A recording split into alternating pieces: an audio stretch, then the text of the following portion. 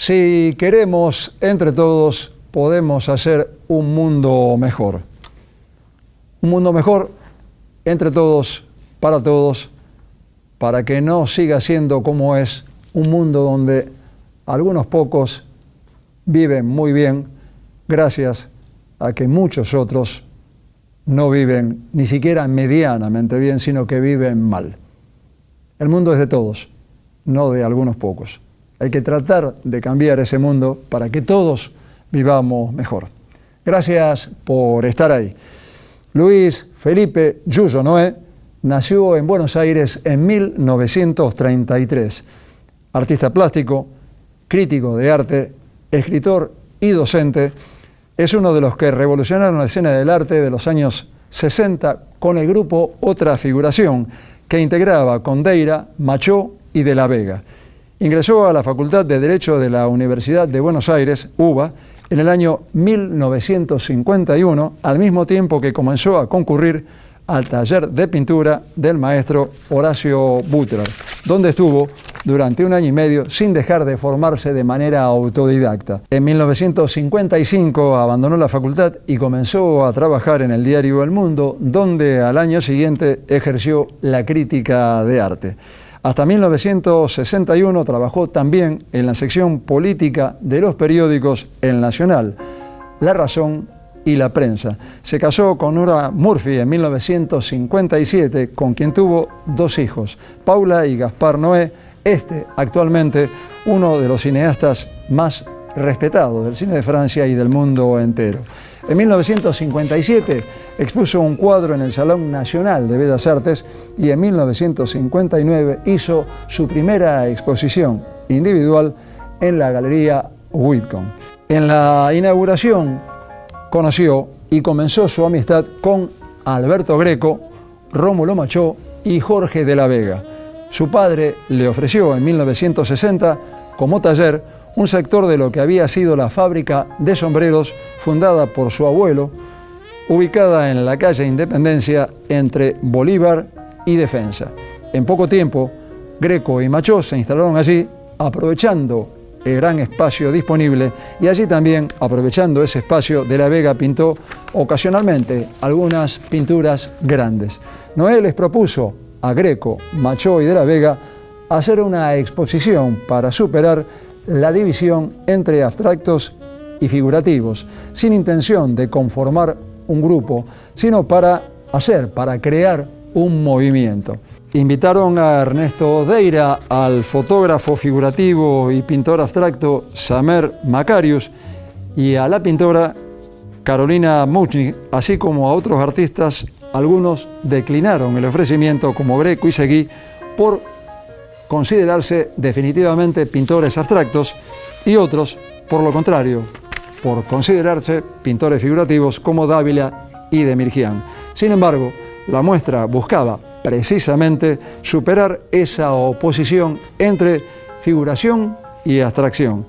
La exposición se concretó finalmente, se llamó Otra Figuración y se hizo en el Salón Peuser.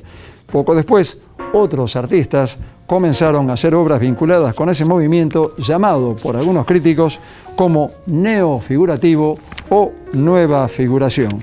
Siguieron becas, estadías en París y en Estados Unidos también, y el abandono de la pintura, así como su posterior regreso a ella. En 1965, en su libro Antiestética, Noé expresó la necesidad de asumir el caos, no en oposición al orden, sino como una nueva dinámica de funcionamiento de un mundo en permanente cambio. Desde aquella primera muestra en 1959 ha realizado hasta el momento más de 70 exposiciones individuales en nuestro país, así como en Madrid, en Nueva York, París y en las principales ciudades de Latinoamérica. Presentó Mirada Prospectiva en el Museo Nacional de Bellas Artes en 2017. La muestra recorría sus 60 años con la pintura. Aclaró en ese momento que en realidad fueron más de 60 y que seguirá sumando millas. Dijo: uno no envejece al cohete. Bueno, algunos sí y otros no, agregó. Yo estoy muy contento de estar en una etapa muy productiva a mis 84 años. Estoy activo y creo que en una muy buena época. No me voy a comparar con ellos, pero hay ejemplos de artistas que lo mejor que hicieron fue de viejos.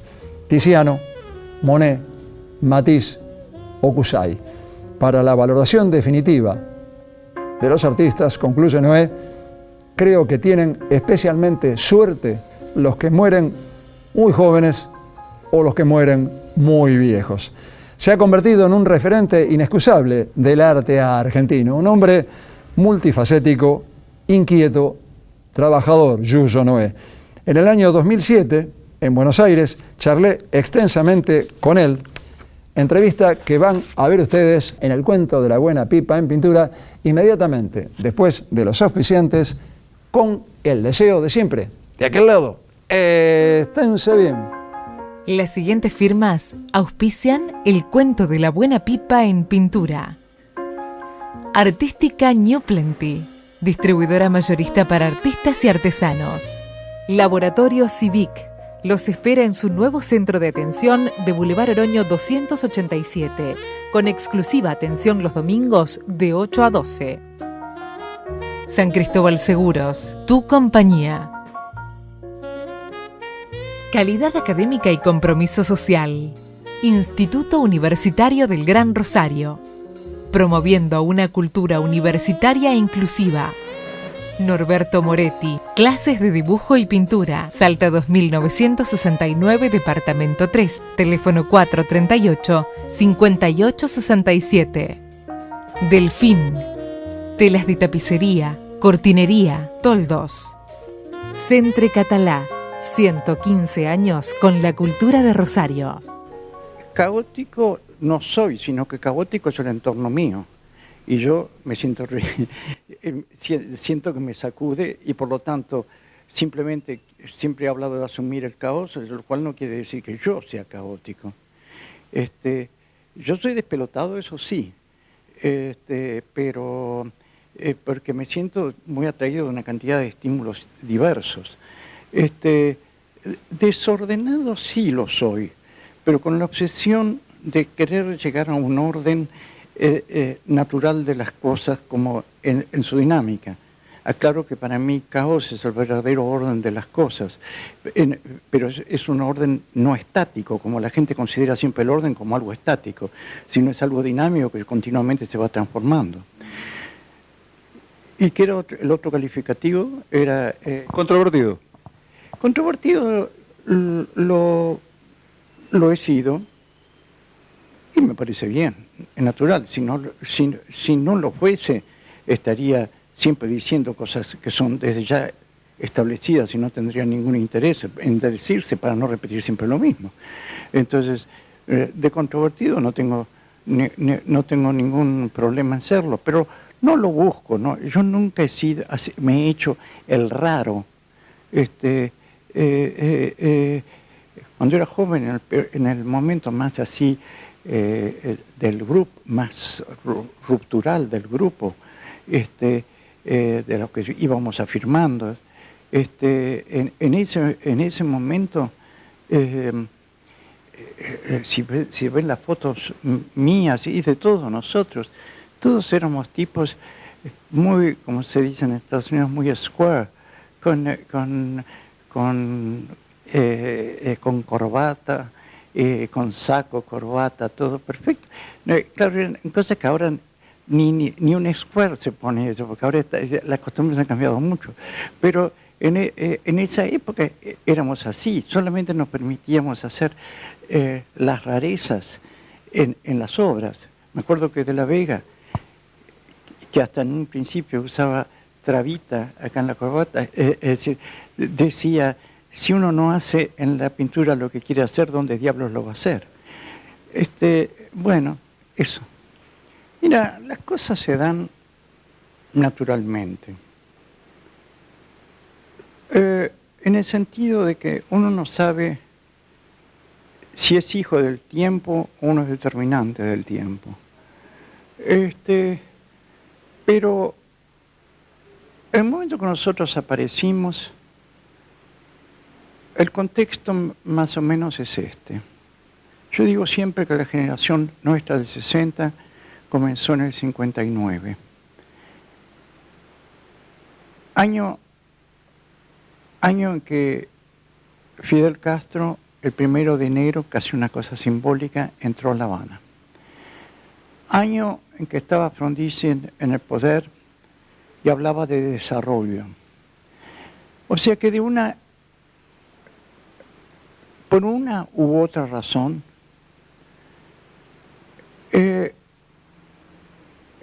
había como una sensación de apertura, de algo nuevo que se iba anunciando. Cuando hay algo nuevo que se va anunciando, hay también un espíritu de crítica a aquello que se está dejando de costado. Ese era un poco el ambiente y había una especie de... comenzaba una crítica a costumbres estéticas argentinas de la burguesía y de la clase media, que era todo lo atildado, todo lo correcto, todo.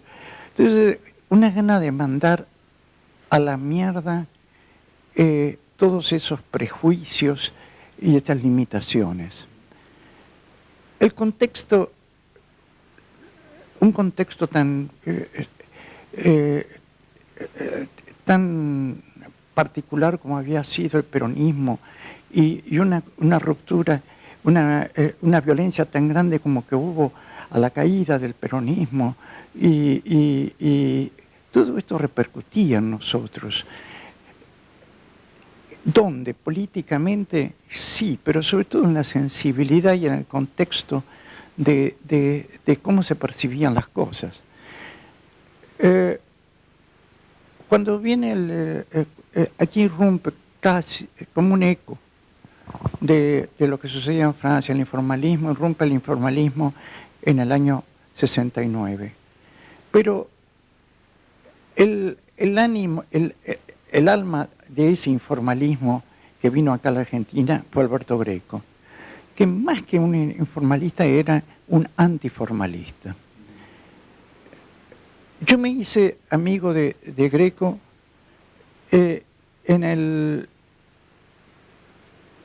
me hice amigo de Greco en el mismo día de la inauguración de mi exposición, que le había gustado, además, bueno. Al poco tiempo, mi padre me facilita tener taller muy grande, enorme, que era la ex fábrica de sombreros de mi abuelo, que se estaba liquidando.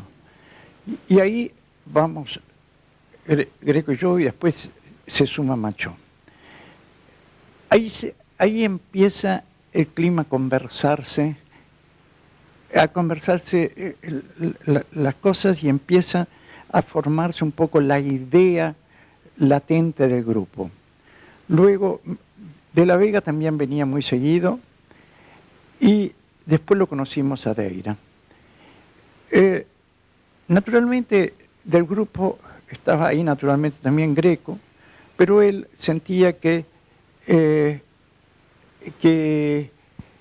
realidad llegar a incorporar a la figuración nuevamente era como dar un paso atrás.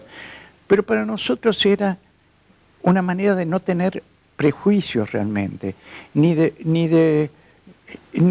los académicos ni los de vanguardia. Es decir, sentíamos que la gente tiene rostro, porque nos interesaba incorporar toda la experiencia de las vanguardias y también el eco del mundo en torno. Y la gente tiene figuras y rostros. Entonces, y ahí empezó a conformarse nuestra actitud, que naturalmente lo fundamental no era reivindicar dentro de los movimientos de vanguardia de la figuración, sino que era mandar a la mierda todos los prejuicios, incluso los de vanguardia. Y entonces, pero todos, y trabajar con entera libertad. Y cuando todas las experiencias, aprovechando todas las experiencias, a tal punto que de la Vega, que había venido la geometría, mezclaba aspectos totalmente geométricos al lado de unos trapos todos sucios que he dado vueltas igual. Entonces, eso era un poco nuestra propuesta. En el catálogo de presentación de la primera muestra del grupo Otra Figuración, vos aclarás que Otra Figuración no es otra vez figuración. Sí, no es otra vez figuración en el sentido de volver a hacer figuración más modernizada, no era lo que no.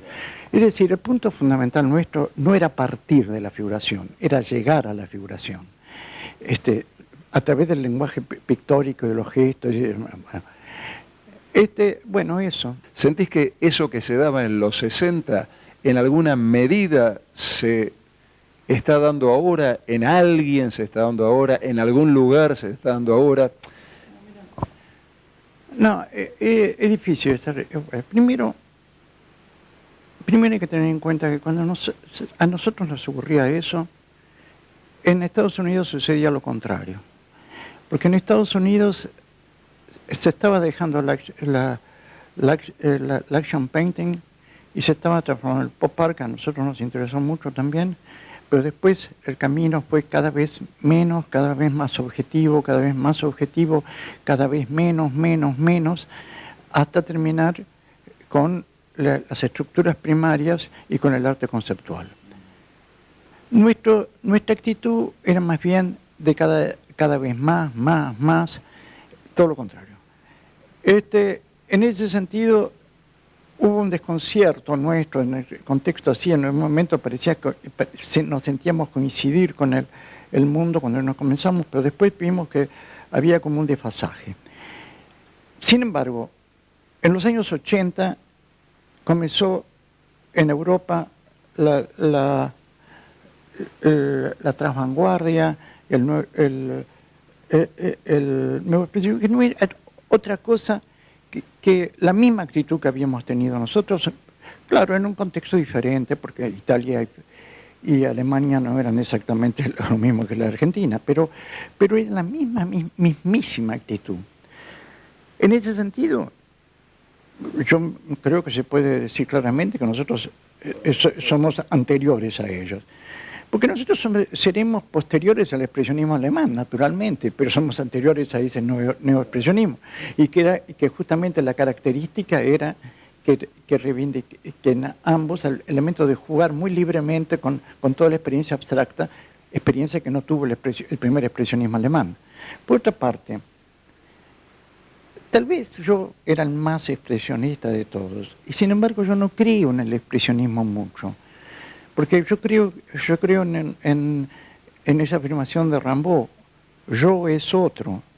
¿Y otro dónde? En la realización de la obra. Entonces el yo se olvida rápidamente en la ejecución de la obra. Por lo tanto, esa afirmación de expresionismo, que parece la afirmación contundente del yo, era justamente lo que menos me interesaba.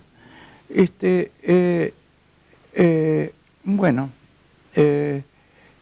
decir, yo cuando oigo hablar de expresionismo, me parece que es como en esas, los árabes, por ejemplo, tienen como buenas maneras y forma de entender, después de comer, si a uno le ha gustado la comida, expresar ese placer eructando. Bueno, lo que yo siento es esa expresión de haber bien comido. Bueno, yo siento cuando me dicen expresionista, que me están diciendo que para mí pintar es eructar, y no es así. No es una cosa que me sale de mí, sino que yo busco, quiero encontrar, y siento que me meto en caminos ignotos. Sí, si debieras definirte en tal sentido, Yuyo, los artistas a lo largo de la historia han adherido por ahí a determinados movimientos filosóficos. Hablando de alemanes, los expresionistas alemanes adhirieron a la filosofía romántica o a esa idea de la intuición, y defendían la intuición, defendían los sentimientos y demás, frente al racionalismo. Vos estás diciendo que defendés el racionalismo frente a la intuición. ¿Cómo haces? Cuando hablas de eructar, El eructo sería la intuición, el sentimiento. Vos decís que no es una cosa que te brota, sino que la buscás. Eso es razonamiento. ¿Cómo es? ¿Sos más intuitivo, más racionalista o más antirracionalista? Yo creo que uno sabe lo que va haciendo en la obra en la medida que lo va haciendo. O sea, uno sabe, igual que en la conversación, cuando habla uno con otro, lo que va formulando al mismo tiempo que lo va formulando. Y esto relativo merece una explicación más. Uno muchas veces, las conversaciones más originales de uno se hacen con uno mismo, porque uno va tomando conciencia de lo que piensa y se va diciendo lo que piensa. Luego lo puede decir a otro, y ahí complementa y sabe cómo lo va formulando y va precisando, va formulando exteriormente y va precisando lo latente del pensamiento interior.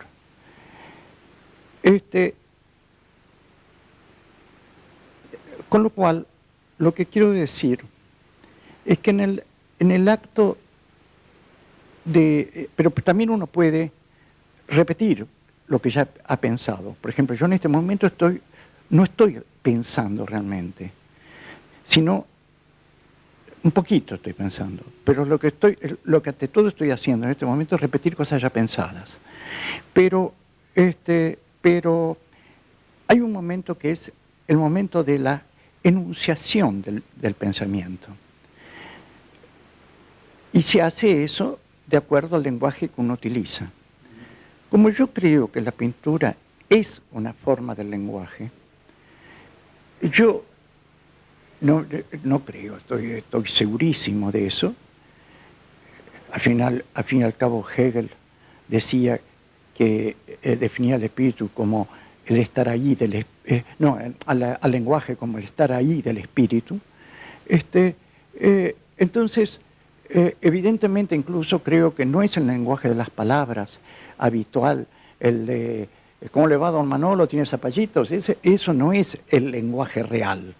El lenguaje real es la formulación del espíritu. En ese sentido, yo creo que las palabras sirven, pero también sirve todo, hasta el movimiento del cuerpo en la danza, hasta todo sirve.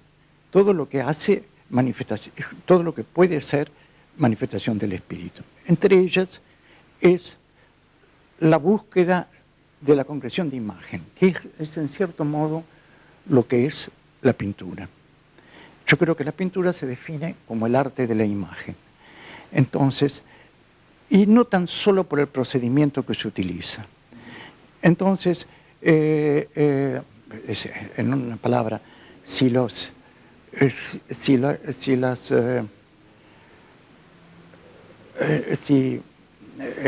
los mosaicos romanos no son pintura, por ejemplo, yo no sé qué diablos es la pintura. Es decir, eso que reducir a la pintura a un pincel y usar una tela es solamente fijarse en una tradición que comenzó en el Renacimiento. Pero, y por algo alguna gente dice el absurdo de que la pintura nació en el Renacimiento.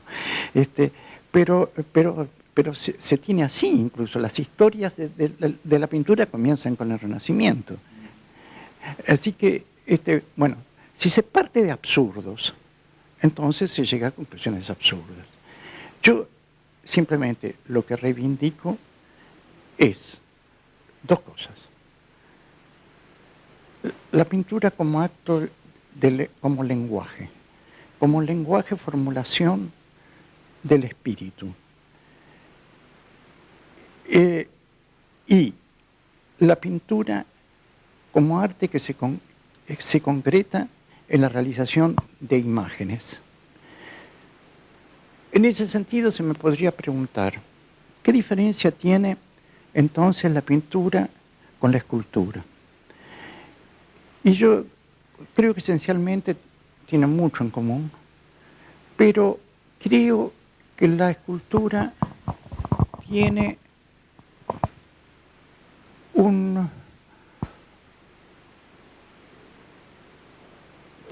la escultura se relaciona con la imagen totémica. Y la pintura, en cambio, se refiere a la interrelación de elementos, o sea, al tejido. En toda pintura, o sea, en toda presentación de una imagen compleja, hay una interrelación de elementos. Esa interrelación de elementos existe también en la fotografía. Si uno si uno no hace meramente el clic y ve simplemente lo que la máquina le dice,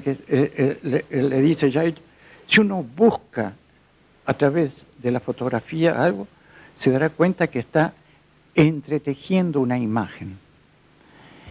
Y, bueno, en ese sentido, yo creo que hay una parte de la fotografía, la no mecánica, sino la que pueda manejar el hombre en la presentación de imagen, que esencialmente es igual que la pintura. Yo no creo en la inspiración, porque la inspiración sería estar antes, por ejemplo, yo sabría lo que voy a pintar antes de haber pintado. No, porque ya estaba inspirado, voy a pintar. No, yo sé que voy sabiendo lo que voy haciendo en la medida que lo voy haciendo. Es un razonamiento. Hago esto y deduzco que hecho esto, deduzco que tengo que hacer esto otro. En ese sentido, hay un silogismo, pero no es un silogismo racional, sino es un silogismo, si se quiere, racional intuitivo. Pero van juntos. Bueno.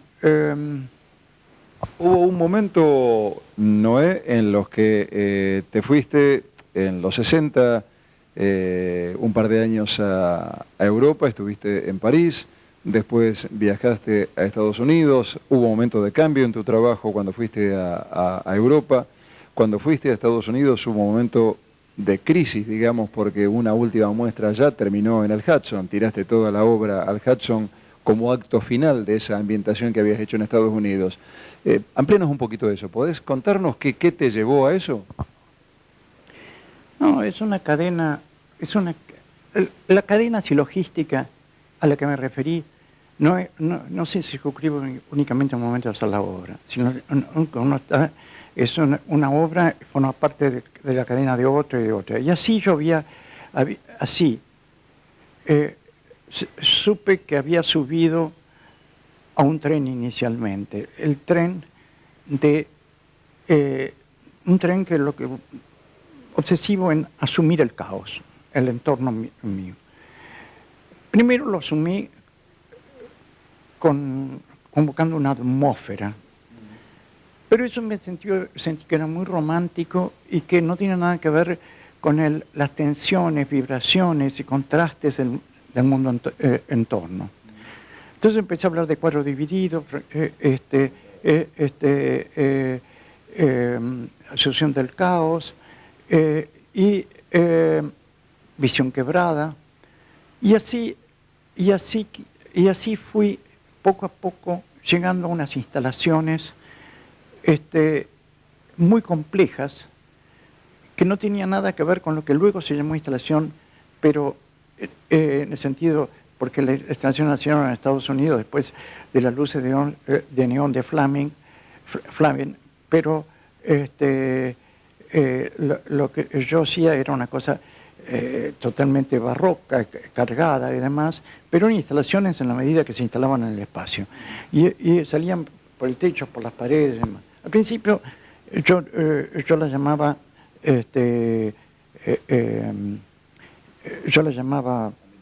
cuadros cuadros que se van por el techo, por las paredes, pero no las llamaba instalaciones, tampoco las llamaba ambientación, porque la ambientación es lo que te envuelve. Esto se veía, eran objetos pero que se caían y demás, bueno.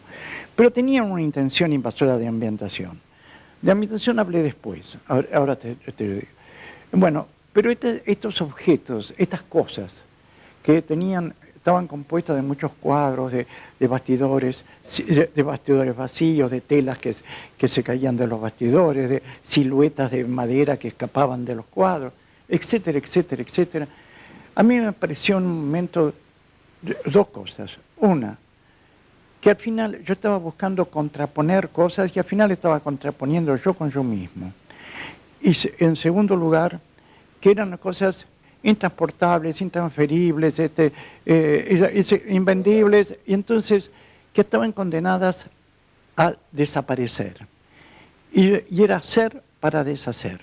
A mí me interesaba en lo que estaba, pero entonces ahí entré en crisis. Entonces, frente a un hecho de tener que mudar nuevamente todas esas cosas cuando regresaba, decidí desprenderme de ellas. He dicho en un momento, un poco como para golpear, como mandar un poquito al diablo cosas, dije que le había tirado al río Hudson. En verdad no le había tirado al río Hudson, pero las había tirado, sí, y a orilla del río Hudson, sí, porque yo vivía a orilla del río Hudson. Bueno, era una manera de simplificar las cosas. Y entraste en crisis, y entraste en crisis, dejaste de pintar, acuñaste una frase que era brillante, Noé ya no es más pintor. ¿Qué pasó? No, esa frase brillante no es mía, eso es un juego de palabras que a algún periodista se le ocurrió. Yo lo que dije es que que yo no había dejado la pintura, sino como en el tango la pintura me había dejado a mí, cuando más la quería. ¿Qué sentías? ¿Que no tenías cosas para decir? Sí, claro, pero cuando más la quería, pero resulta que yo me había ido naturalmente del plano. Sí, no fue que yo dejé de pintar porque no tenía más ideas, ¿no? Habías quebrado, habías saltado una valla y no sabías dónde estabas, estaba en el vacío. Sí, eso en cierto modo. Bueno, la cuestión es que entonces me dije a mí mismo, hay que desencillar hasta que aclare. Y entonces dejé de pintar durante casi 10 años, 9 años y medio, una cosa así. Y entonces, pero lo primero que hice es buscar de manera objetiva, tal vez un poco influenciado por el ambiente, ya que estaba en Estados Unidos, de la objetivación que tenían en Estados Unidos. Era la época en que hablaban de que la mano del artista no debía sentirse en la obra. Entonces, tal vez en ese sentido, pero no renunciando para nada a mi búsqueda del caos, empecé a hacer esta vez ambientaciones, porque primero búsquedas y luego lo que yo quería era llegar a una ambientación, o sea, un cuarto a uno lo rodeara con espejos plano-cóncavos. Los espejos plano-cóncavos no son cóncavos, son plano-cóncavos. O sea, tampoco son naturalmente convexos, sino si se lo ve del otro lado, pero se veían de un solo. Pero eran, es decir, ¿qué tiene de especialidad el plano cóncavo? Que la parte plana refleja naturalmente como cualquier espejo. Y la otra refleja lo reflejado invertido. Y hay una parte, donde está la curva, que no se refleja. Entonces, y que es sustituida justamente por esa de invertir lo reflejado. Con lo cual uno a veces se convierte en piernas, nada más que en piernas con zapatos en las extremidades, o si la curva está para abajo, con la cabeza, con el cuello, con la cabeza, es decir, la cabeza con el cuello, es decir, invertido, ¿no? La idea seguía siendo coherente, expresada de otra forma. Sí, es lo que yo creo. Por eso yo digo que yo me he sentido siempre el mismo tren, pero el tren va marcando distintas estaciones. Y entonces, mi coherencia es estar en el tren. Las distintas estaciones van marcando mis cambios. Entonces, el próximo cambio, después de los espejos, entré sí en una especie de crisis, porque yo al principio no tenía problemas en dejar de pintar, porque para mí se proyectaba el hacer se proyectaba un poco al hacer social. Pero el hacer social es un hacer político, y un hacer político es muy difícil. Y entonces, ahí entré en crisis. Pero no entré en crisis al inicio, sino después. Y a tener nostalgia de que algo me faltaba. Y entonces es ahí que poco a poco empecé a dibujar, siempre dibujaba algo, y pero de repente empecé a plantear el volver a la pintura. Entre las cosas que hice fue para vivir. Primero hice un bar, y luego empecé a dar clases, y las clases me obligaban a plantear soluciones en el plano, y ahí entonces empecé a volver al plano. Y al volver al plano, que además sentía en cierto modo que estaba pintando a través de mis alumnos, entonces al volver así al plano, volví a la pintura. Y desde el plano empecé a plantear ya un poco míticamente, porque empecé a valorizar una cosa, estaba tan en el cabo de los hombres que la naturaleza la había dejado de costado.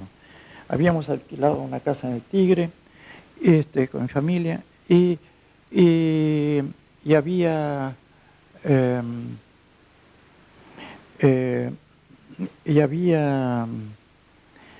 leído un libro de Paul Weilheim que se llama Ideas precolombinas del arte, Ideas fundamentales sobre el arte precolombino en México, y que me hablaba de la función entre naturaleza y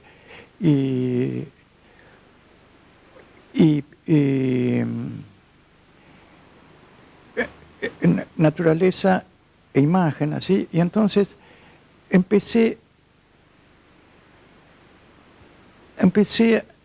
como yo estaba reviendo mis propios mitos internos, porque esto me había llevado a una crisis, psicoanálisis mediante, que no era de hacer sillón, sino de estar sentado hablando como los chicos. Mientras hablaba, dibujaba, me fue apareciendo todo unas nuevas, que fui ordenando en una serie que se llamaba La naturaleza y los mitos, y luego en otra serie que se llama Conquista y violación de la naturaleza, que era respecto a la conquista de América, ya esa con una dosis de politización que se me había agudizado mucho en ese periodo. Y ahí, en el año 75, que se concreta esa exposición, recomienzo un nuevo periodo. Y en el 76 viene el golpe. Yo no me quería quedar, y veía que la cosa venía muy fea y me fui. Y entonces me quedé 11 años en París, y bueno, después volví, porque siempre estaba pensando en eso. Entre tanto, en el tiempo de París, tuve un periodo que se agudizó un poco lo que había comenzado en esas series de retorno, y un poco simbolistas, diría, porque incluso cuando yo llegué a París me encontré con una gran exposición simbolista, y eso gravitó lo que ya estaba latente en mí. Pero el simbolismo tiene un costado muy literario y tiene un costado muy del lenguaje plástico, o sea, muy imbricado en la relación del dibujo con el color, según los autores, ¿no? en este momento le estoy teniendo en la cabeza justamente Gustave Moreau, por ejemplo. Bueno, y entonces, bueno, eso fue un momento, y luego empecé a tener dos nostalgias.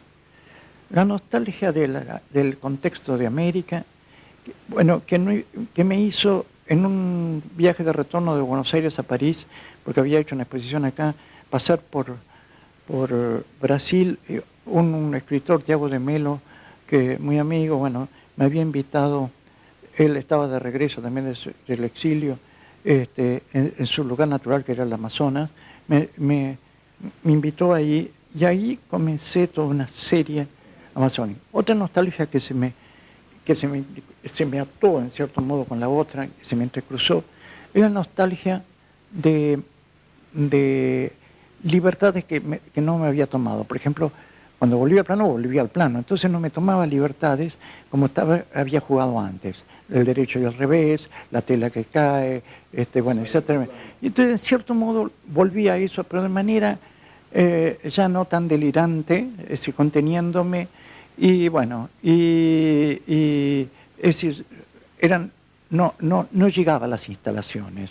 Bueno, pero también de las instalaciones tuve nostalgia que muchos años después, ya en el 94 y después en el 2000, hice dos instalaciones al estilo de las que hacía antes.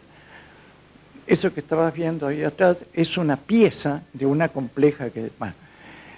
Bueno, entonces, bueno, así fueron sucediéndose las estaciones, como ya te dije, de mi viaje. Y en las últimas estaciones han predominado dos cosas. En la anterior a la que me encuentro, predominó el hecho de querer orquestar todos mis pasados. Y en la actual, particularmente desarrollar algo que estaba latente en esas obras tipo simbolistas que había hecho en algunas de ellas, del retorno a la pintura, que era la relación entre línea y color y todo, la línea abierta, no la línea que se cierra, sino la línea abierta, que es la línea abstracta, es el lenguaje abstracto que manifiesta la línea abierta, y la imagen figurativa, como una interrelación, como grandes ritmos que van envolviendo las imágenes. O sea, insistir sobre la relación muy profunda que existe entre dibujo y pintura, pero no concebido como antes se pensaba, que el dibujo era la base de la pintura y era el dibujo representativo. No, yo cuando hablo de dibujo ahora, hablo ante todo de línea abierta, ritmo, eso. Y el color como adjetivo calificativo. Bueno, y eso es lo que está predominando en mi obra, y después no sé qué será mi próxima estación, no sé cuál será, pero ya sé que estoy bastante cerca de la terminal. Pero ¿te parece que está cerca de la terminal? ¿Sentís eso? Tengo 74 años. Cuando hicimos el grupo, quisimos hacer ante todo un movimiento, y habíamos convocado a otros, Greco, Seguí, que en ese momento hacía pintura abstracta, y por abstracto no quisieron. Después aparecieron, hicieron cosas similares, pero después Dávila y de Miján, que no quisieron por figurativos, en cambio, y sin embargo después los asociaron. Di Stéfano, que en ese momento estaba centrado en el diseño gráfico, y por eso estaba muy centrado, ¿no? Y a Correarena ni lo conocíamos, ni se lo propusimos, porque él estaba muy en la parte gráfica, y no, es decir, Gorriarena aparece en los años 70, aunque era mayor que nosotros, aparece en los años 70 en la pintura. Pero yo después de mi retorno, me hice pero ya te estoy hablando en los años, sí, fines de los 70, poco antes de irme, bueno, más o menos, pero mi amistad con él se hace más bien a mi retorno de Francia, a mitad de los años 80. Con un profundo respeto por su obra y su persona. Sí, y bueno, desde que nació mi amistad a mediados de los años 80, hasta ahora han pasado 20 años. 20 años que fue de mucha amistad y yo tenía un profundo respeto por su obra, por cierto. Te llamaron de la redacción de Clarín cuando se enteraron de su muerte en Uruguay y te pidieron, según leí en una nota, que escribieras si podías algo sobre tu amigo. Y el periodista que narraba esto dijo que sorpresivamente pediste el número de un fax y un rato después apareció en el fax de la redacción un par de hojas manuscritas con una letra desordenada, muy abierta, con unos conceptos realmente maravillosos. Sí, no sé, se llamaba nuestro queridísimo Gorri. No sé, yo lo del fax, no sé por qué le sorprende, porque decir esto por teléfono me hubiera salido muy entrecortado. Mail, no, yo manejo indirectamente mail, me lo manejan, pero yo en ese momento no tenía quien me lo manejase y entonces la única posibilidad que tenía era eso, pero más bien yo fui el sorprendido, porque yo digo, ¿por qué no me mandan el número de fax del diario? Ah, no lo sabemos, hay que averiguar, no sé si hay fax. Bueno, la sorpresa fue al revés mía. Y en ese comentario incluías una definición realmente estupenda, decías que Gorriarena usaba el color como un arma. Sí, y yo decía, utilizándolo como adjetivo calificativo. Ante todo te voy a decir que yo creo que un elemento que me parece propio, una condición propia del color, es ser adjetivo calificativo. Ahora, el caso de Gorriarena era que plenamente lo utilizaba eso, era muy consciente de eso, tal vez por haber hecho diseño gráfico, era muy consciente de eso y sabía el poder que tiene el color de hacer pum en el ojo, y en ese sentido él lo utilizaba como adjetivo calificativo, pero porque esa condición de adjetivo calificativo está latente en sí misma en el color. Yo tampoco me quiero cerrar, no tengo espíritu de escuela, ¿no? Es decir, por otra parte, sé que estamos viviendo un momento muy particular de revisión, que por algo alguna gente habla que la pintura se terminó, además, es decir, cosa que a mí me puede dar fastidio, pero por algo sucede. Y las cosas por algo sucede tienen su razón de ser. No es, con lo cual no quiero decir que la pintura ha terminado de ninguna manera, pero lo que creo que sí hay que ampliar el concepto de pintura, como decía, la incorporación de la fotografía, y hay que no hacer antagonismos entre...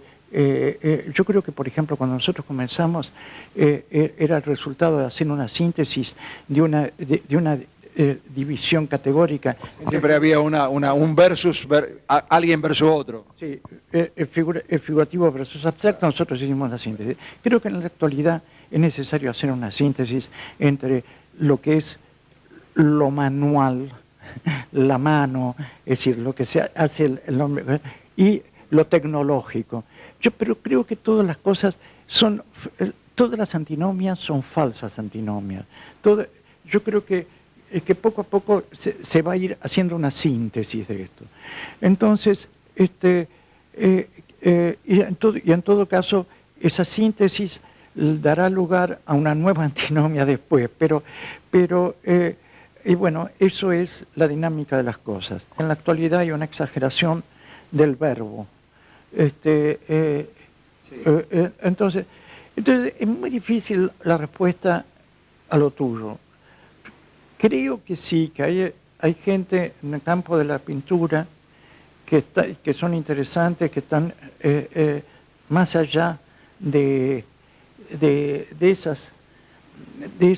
esa división que ahora se quiere plantear. Pero no sé si, si son la consecuencia exacta de nosotros, cosas así. A mí me interesan, son amigos míos, yo qué sé, hay muchos. A mí, no quiero dar... Sin hacer nombres, yo te preguntaba de una forma general, la pregunta apuntaba a si sentís que esa pasión que los alumbraba a ustedes, que los sigue alumbrando a muchos de ustedes, la creés viva en otra gente, porque también se ve, vos estás hablando de revisión, hay muchas cosas que es refrito de los 60 actualmente, o sea, se le agrega un poquitito de algo, se le quita un poquitito de otra cosa, y en algunos casos no se lo hace pasar como novedad, pero en otros casos, lamentablemente, el pseudoartista pretende que eso uno lo entienda como una cosa novedosa. Por ahí, a mí, por lo menos, yo me cuesta a veces, viendo tanto como uno ve, me cuesta conmoverme, me cuesta sentir que alguien me está pasando algo de verdad. Hay artistas que todavía mantienen el fuego sagrado, pero hay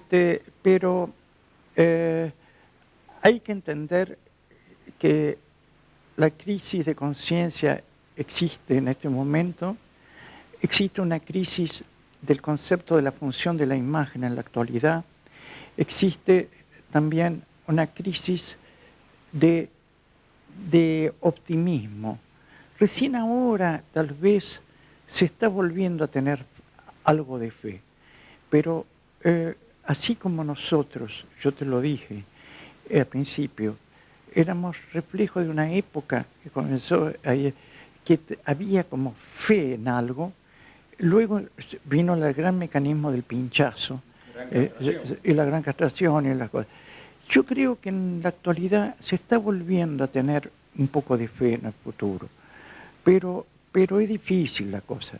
Entonces, se va armando, pero yo estoy seguro que está a punto de surgir la conciencia de algo. Cuando yo digo a punto de surgir la conciencia de algo, no quiero decir que forzosamente sean artistas nuevos que van a venir ahora. No lo excluyo eso, pero no forzosamente. Hay también artistas que ya existen y que ya están haciendo las cosas, que ellos van a tomar más conciencia y que además el contexto va a tomar conciencia de lo que ellos hacen y las conciencias de las cosas se dialogan, o sea, la conciencia del contexto, la conciencia artística dialogan entre sí. Y entonces eso siempre ayuda para aumentar y darle más fuerza.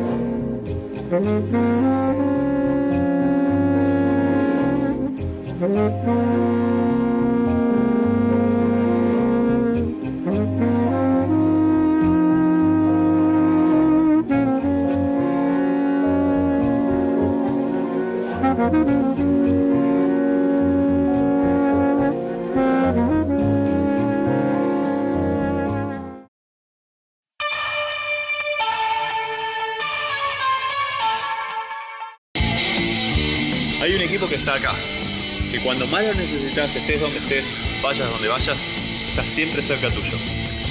Yo soy de ese equipo. Asegúrate en la segunda, donde lo primero sos vos. Grupo Asegurador La Segunda. Valía la pena ver nuevamente esta entrevista, especialmente ahora que Noé está a punto de inaugurar el mes que viene, el jueves 4 de abril, una muestra en el espacio multicultural del grupo San Cristóbal, Italia 646, muestra que lleva como nombre Memoria del Presente. Habrá obras de Yuyo Noé y también textos de Vicente Cito Lema. Chau. Esténse bien de aquel lado y recuerden que si queremos, entre todos, podemos hacer un mundo mejor. Las siguientes firmas auspiciaron El Cuento de la Buena Pipa, en pintura. Artística New Plenty, distribuidora mayorista para artistas y artesanos. Laboratorio Civic, los espera en su nuevo centro de atención de Boulevard Oroño 287, con exclusiva atención los domingos de 8 a 12. San Cristóbal Seguros, tu compañía. Norberto Moretti, clases de dibujo y pintura. Salta 2969, departamento 3, teléfono 438-5867. Calidad académica y compromiso social. Instituto Universitario del Gran Rosario, promoviendo una cultura universitaria e inclusiva.